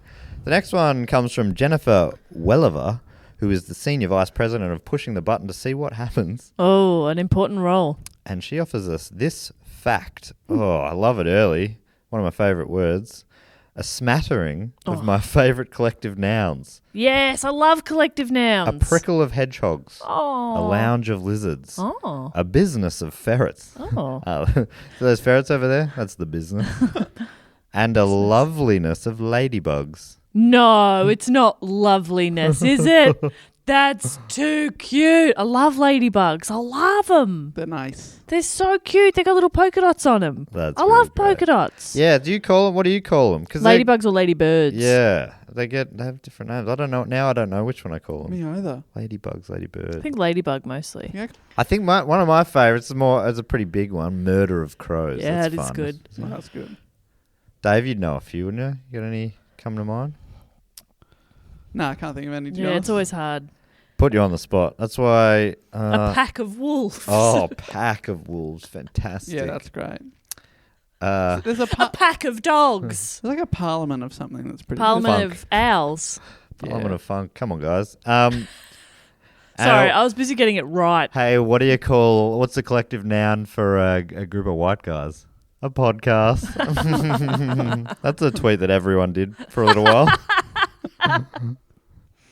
Thank you so much, Jennifer. That's great. Love that. A very good use. Everyone knows how this fact quota question section works. That's a nailing of a good fact. Yeah. I enjoyed it. This next one comes from Kelly Clark, who is the practical phenomenologist. Last time she gave me the phonetic spelling, and I said I didn't need it. And I think Just go for maybe it. the next one. Yeah. All right, here we go. Practical phenomenologist of the pod. See? You get that out right? of your head, you fucking nail Get it. out of your own way. And Kelly's asked us a question. The question is, there's a bit of writing here. Let's see what this is. What's something which isn't a conspiracy theory that other people believe which you find baffling? For example, I recently discovered that good someone doctor. I know values her things over the life well-being of a person. I discovered this when she said she would genuinely prefer to hit a stranger with her car than risk damage to the car by me pulling on the handbrake had she failed to notice the person. What? That's a wild story. Holy shit. I don't think that's a good friend. That's not a conspiracy theory. No, I think that's what she's saying. Not a conspiracy theory. Fuck, that is a very hard question. That is a wild example. Yes. I think we're going to battle to top that. Yeah. So Mine would be like, I don't get how people like custard. I don't really like Vegemite. What's the question? You don't. What's something that other people believe which you find baffling? Oh, I guess it's topic. Oh, I reacted like it was very scandalous. It's not at all. It's just quite topical at the moment because everybody's losing their minds over Hamilton because it's come out in Disney Plus. Oh yes. We went and saw it in London, and I thought it was very good. So good, yeah. But everyone's like, it's incredible, and I think I've missed something. Oh right, yeah. I thought the London version was awesome. I've had very little desire to watch it again. Yeah, But with everybody talking about it, I'm like, I'm going to give it a go, but I've missed something. it feels like a thing you see live as well to me. Yeah. But yeah, I do have friends who people here at the studio like Beck and Evan love it. Yep. Life changing. But I think after saying, I went in going, I don't think I'm going to get this, and and then I thought it was going to be, my name's Abraham Lincoln and I'm here to say, that's what, like, it just seems like that's what it was going to be, and it sort of was, but it was a lot better than that. I thought it was great. Plus, we got the full VIP deluxe version of it. Meeting a cast member for dinner before going to see it. Holy shit! That I was forget awesome. about that. Yeah, that was a great. What? Like, I remember sitting there like, what has happened to our lives? Will it always be like this from now on? No. No. It will not. No? But still, it was great to live that lifestyle for one night. And thanks to Stevenson. What a guy. What What an a amazing guy. Oh man. Hooked us up with the tickets. That was really cool. It feels like I should have one of these in my head ready to go. Dogs. Oh, I think. Yeah, come on, mate. It's dogs. You don't get it. Well, I think cream goes first on scones, Oh, you're a fucking madman. And you and can't that does get your head seem around- controversial. I think the AFL Grand Final should not be played at the MCG every year, and this is no one in Victoria seems to be on board with this. It's a national competition now. I feel like it's unfair for the grand final, no matter who's playing, to be played at the MCG, which is some teams' home ground. Yeah. So in 2017, the top team in the league, the Adelaide Crows, played Richmond, the suburb where the MCG is. The Crows were on top. Richmond were a few places below them. The grand finals held in Richmond's home suburb, and they end up winning, comfortably. Who knows what it would have been like if it was perhaps at the fairer ground, either a neutral ground or even if it's... Anyway, so that's a bit of a niche one, maybe. But I don't get it. I've got all my friends who we talk footy. They're like, the MCG is the biggest stadium in Australia. That you got to have it at the place where the most people can watch the game. I'm like, surely the fairness of the game has to come before a few more people getting in to see it live. Everyone can watch it on TV. I would care more about it. I mean, it'd be hard to care more about it, but I would care. Feels like the number one thing for a competition has to be fairness, and then worry about money and these sort of things. But I don't know. And this year it may well be because the MCG is possibly not going to be able to have anyone there. Yeah. Whereas Perth might be able to have 60,000. Yeah. So hopefully they try it and they like what they see. All right. I think, to be very controversial here, my thing is I cannot understand how people can go to the shops and choose a timeout chocolate bar. You've got all the options.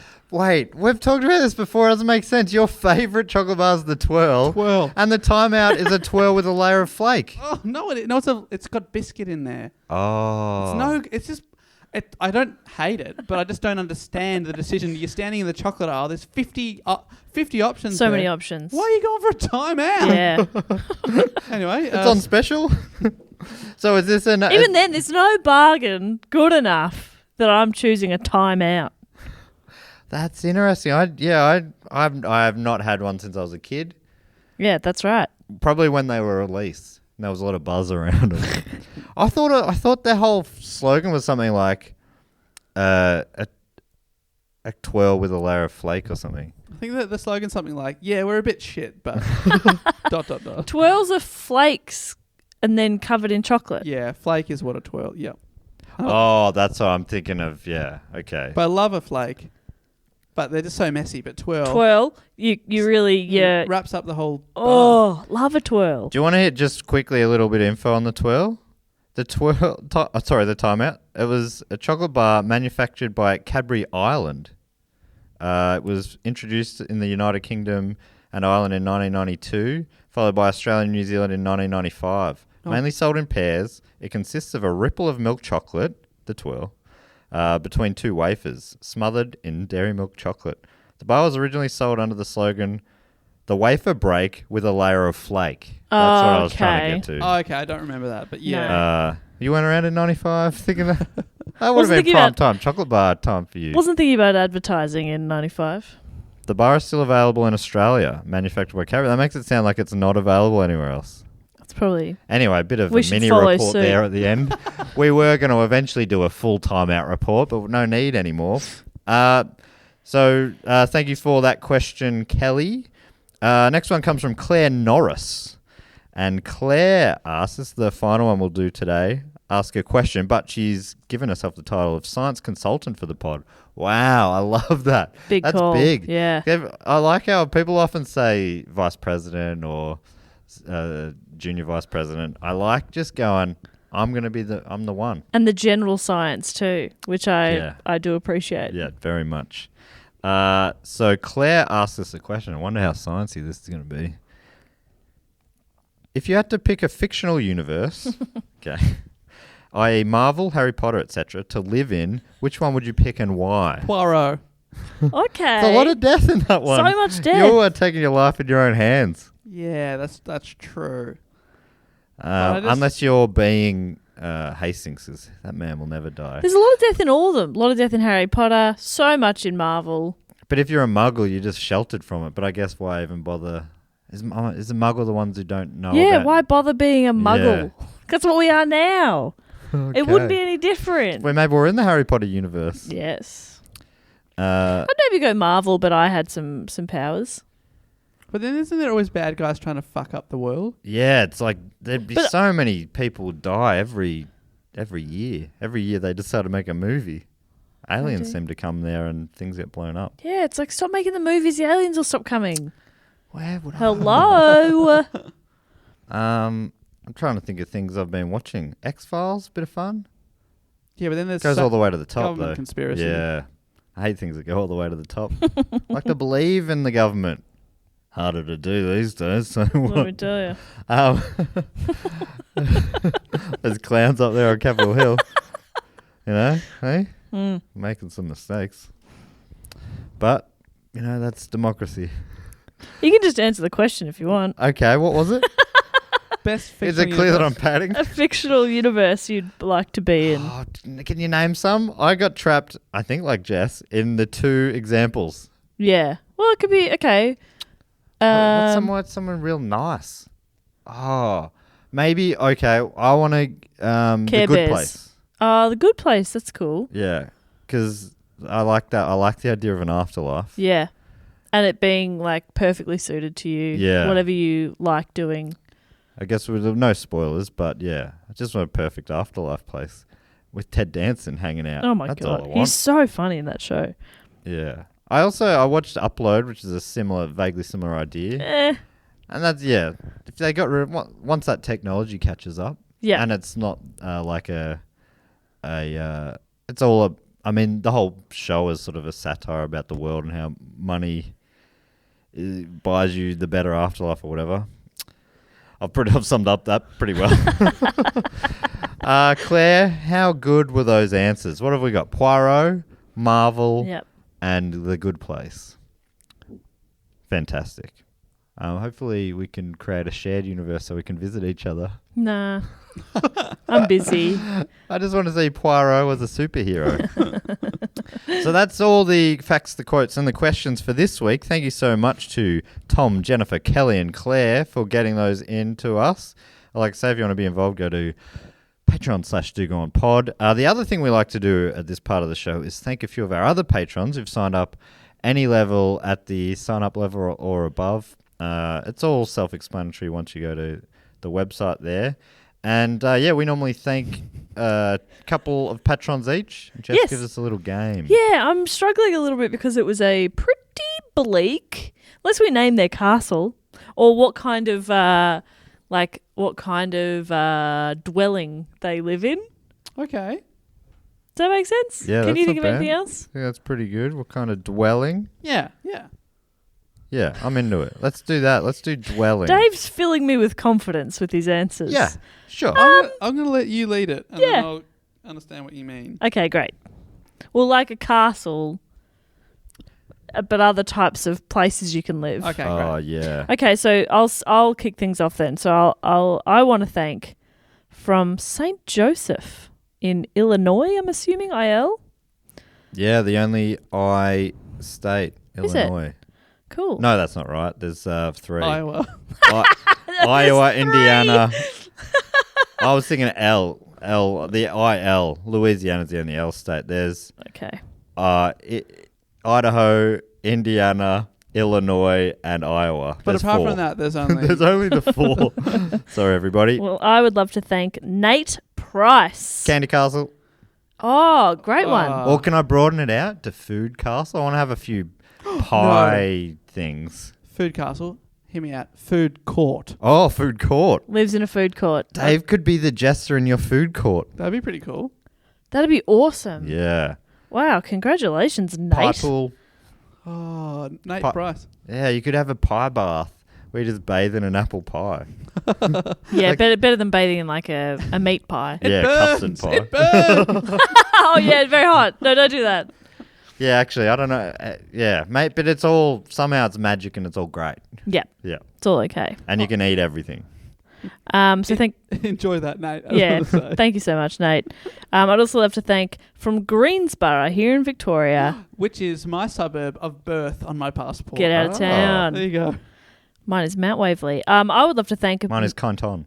Matt Bradley. Matt Brad. Man with 2 first names. Matt Matt Bradley. lives in a cave behind a waterfall like the Phantom. Oh, that's sick. that's That is cool. so sick, Also, Matt. like Caesar in Planet of the second rebooted Planet of the Apes. Right, which I still haven't seen. No, the third. Sorry, third. Congratulations to you, Matt, That's on so your fully sick dwelling. That's so much better than my suggestion, which was going to be the Greensboro Plaza food court. So Dave, Everyone, it's always stop food courts thinking with you. food court. I'm hungry. And I'm going around in circles. He lives in a bear and burrito bed, wrapped in a sweet tortilla. Thank you, Matt and Nate. Thank you, Matt and Nate. I'd love to thank, if I may, Please. from Sheffield in England, a place I'd love to do a live show one day. So that we could say, Mr. Sheffield. But because we've been nearby in Leeds a few times, and a bunch of Sheffield people come to those shows. Am I thinking of the right place? Yeah, I think so. Sheffield Wednesday is the soccer team. It's a great name. And they named that because I think they were formed on a Wednesday. They used to play on Wednesdays or something like that. Big fun fact energy from that. I'd love to thank, from Sheffield in England, Christopher Gray. Christopher Gray. One of you lives in one of those houses that's also a windmill. Oh, yes. yes. So he lives in a windmill, you could say. Yeah, but those ones that are a house. Yeah, But it's it's a house also mill. on wheels. Oh, whoa, And the portable. wheel, it's power, so it can travel around, and the car part of it is powered by the windmill. Wow. Wind powered windmill.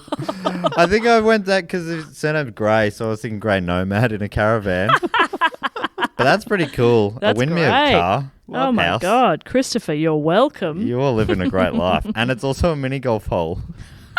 It's got it all. Yeah. You've really burnt a few early, if I can be honest.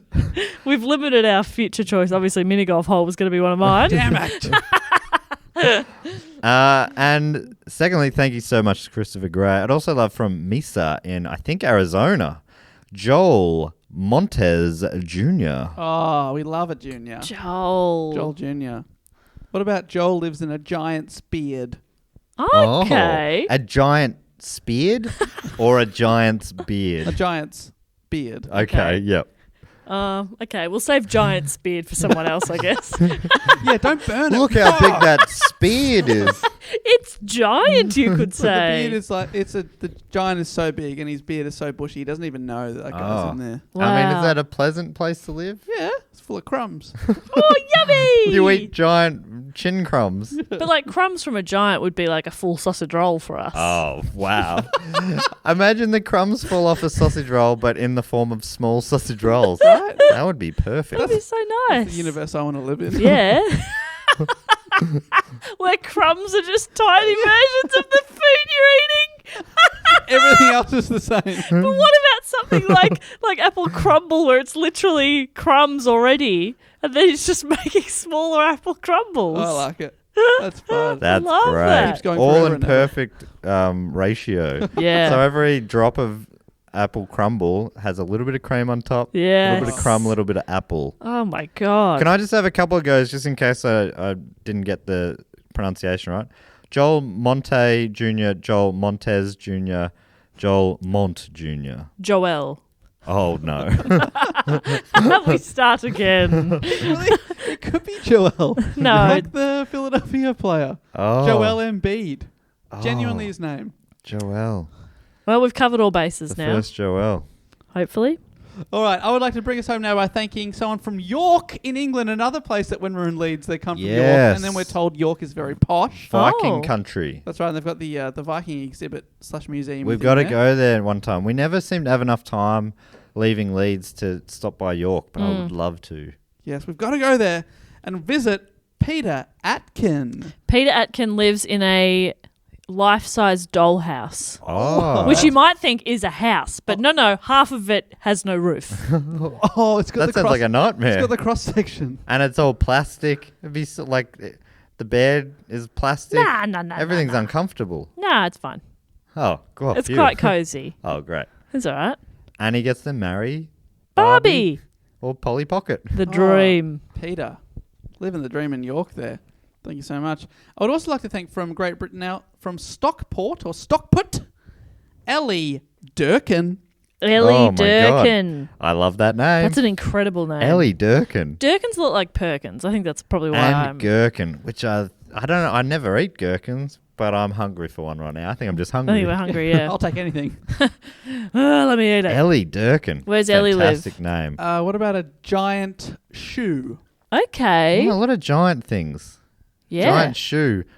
Okay, so Is it old Mother Hubbard in a shoe? That kind of my Yeah. lover, didn't she live in a cupboard?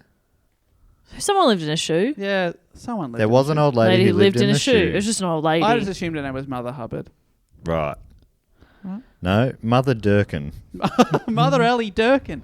Thank you so much from Stockport. Thanks for listening. Thanks for supporting the show. Ellie, also a great name, but Durkin, bringing it home so strong. Durkin. In the big shoe. What kind of shoe? Blundstone boot? Oh, no, yeah. R.M. Williams for you, wouldn't Yeah, it for be? sure. All right. Well done, all. Thank you, Ellie, Peter, Joel, Christopher, Matt, and Nate. And that pretty much brings us, does it, to the end of the show? Is that how we finish? We got a Triptych Club. Oh, my goodness. We got to check. These are for people. It felt wrong. We got to for check good to reason. see if anyone's in the Triptych Club, which means they've been supporting the show for 3 years That's right. at the shout out level or above for 3 straight years. And we've created a little club where you become a life member and you get to hang out with the other people inside our club behind the velvet rope. It's part live music venue. It's part bar. It's part smoker's room. It's anything you want it to be. Yes, really. exactly. We've Oh got my sleeping goodness. pods now. There are a lot of inductees this week. Great. That's exciting. Well, we always talk as well about food and drinks. So this week, nachos for everyone. Oh, yes. I'm so excited Yeah, for that because I love nachos. I know.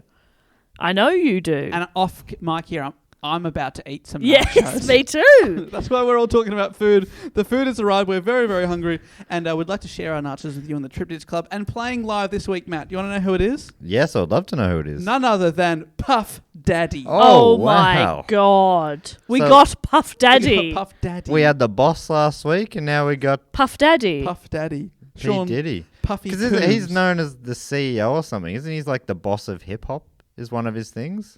Yeah, he's like an incredible businessman as Yeah, well. he ran Bad Boy Records or Yeah, something. good. You goddamn right he did.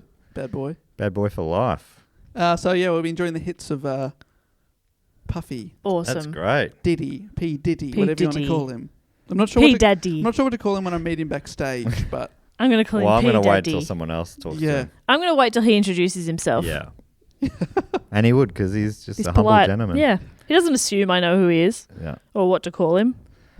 All right, so we've got a few. Let's go through them. Welcome into the club. Jess, lift up that velvet rope. And But it's heavy. I'll help you. Thank you. please welcome from Denver, Colorado in America, Alex McRitchie. Alex, Ooh. welcome. I feel a McRitchie for your presence. Please also welcome from Crofton in maybe Maryland, Maryland. MD. Yeah, there's 8 M's, so that always gets me. But from Crofton, MD, it's Tora Hausman. Ooh, welcome to the Houseman. From Tokyo in Japan, or what I learned is actually called Nippon. Nippon. Why do we call countries names that aren't their names? Sorry about that. From Tokyo, it is Dan Ford. Dan Ooh, Ford. looking forward to hanging out with you tonight. From Esparto in California, United States, it's our mate Nesta Guaraja. Oh no, our Nesta. good friend Believe. It's Giharo. Giharu. Thank you. And Nesta, my night has just got Bester Yeah. since you've come in. Nesta. This is what is my nickname for him. Nesta, the child prodigy. And from Motherwell in Scotland, That's so funny. It's terrible. he's a very He's so sweet. he's so sweet, and he's making films. Great. He's making it happen. Love it. Look good to hear. From Motherwell in Scotland, Scott McFarlane. Oh, you're going to go McFar in this place, mate, because you are a legend. From Bowraville. How many are there? In New South Wales, it's Owen Lednor. I Ooh. told you there's a few. Lednor. Well, let me lead you to the bar and buy you a drink, sir. Did you tell us what drinks they've got this week? Ginger beer. Oh. Alcoholic ginger It's beer. nachos and ginger beer. Love that. I'm quite into it. I love an alcoholic or non-alcoholic ginger beer. I think I just like ginger beer. Yeah, I think you do. I think I do too. From Fort Lauderdale, Florida, the United States, Jason R. Ramsaran. From Brooklyn, New Oh, York. hang on, let me just Hang on, say, here's another one. when he's entered this bar, I will not Ramsaran away because And I ram so ram away. Honestly, today you officially take the title of Pun King off my shoulders. I never felt worthy of it, and today you've proven why you are the true king. great to have Ramsarated. Who else we got? Sorry. Oh, this one I think is easier for you. From Brooklyn in New York in the United States, Adam King. Adam, it's great to meet you. Damn, it's good to meet you. What are you, some sort of prince? The champ is here. Yeah, Adam. What a cool guy. And finally, from Charlotte in North Carolina. It's something I know about North Carolina that you might not be aware of. Michael Jordan played his high school college basketball there. And he wore his college shorts even when he played in the NBA for Chicago. So he was always wearing his blue North Carolina University shorts underneath his Chicago Bulls red shorts. Whoa. So he had to wear bigger Red Bull shorts. I can smell my nachos, you fucker. And he had to. And it started a trend in basketball where everyone would wear bigger, baggier shorts. I That's need to affected. pee.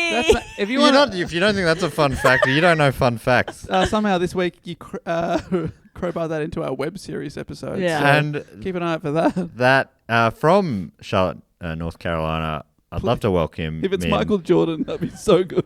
Kendra Mickles. Oh, If I had a Mickles for every time I that's thought good. Kendra was great, Oh. I'd be rich. Welcome in. So welcome that huge crew. There was a bit of a line out the front tonight. Fantastic. Kendra, Adam, Jason, Owen, Scott, Nesta, Dan, Tora, and Alex. Thanks so much. Honestly, I cannot believe you guys would support the show for 3 straight years. It's blown our humble little mind. So genuinely, thank you so much. Thank you so much. Legends one and all. And that does really bring us to the end of this episode. Dave briefly mentioned we do have a web series going. It'll be linked in the show notes. Check it out on the Stupid Old channel, which is a YouTube channel. That's right. We've got 2 episodes left. Yeah. And we're doing, if you want to watch those 2, or we have one. One Oh, left. we've only Yeah. got We only got one left, so you want to watch the last premiere, we'll check our social media for the exact time, but it'll probably be midnight Friday night, end of Friday, Melbourne time. Yep. But either way, watch them all. Please watch, share, and whatnot. We put a bit of effort in, so we suffered for our art. Now you have to, as Tism once sang, or said. Now, anything else before we wrap up? I think No, so. just hit up the website, dogoonpod.com. It's got all the links to the Patreon, our social medias, all that sort of stuff. We'd love to, love to hear from you. Awesome. Well, until next week, I will say later. Bye. Goodbye. Nacho man. We're gonna be a nacho man. Matt's ripping the bag open. Bye, everyone. This podcast is part of the Planet Broadcasting Network. Visit planetbroadcasting.com for more podcasts from our great mates. I mean, if you want. It's up to you.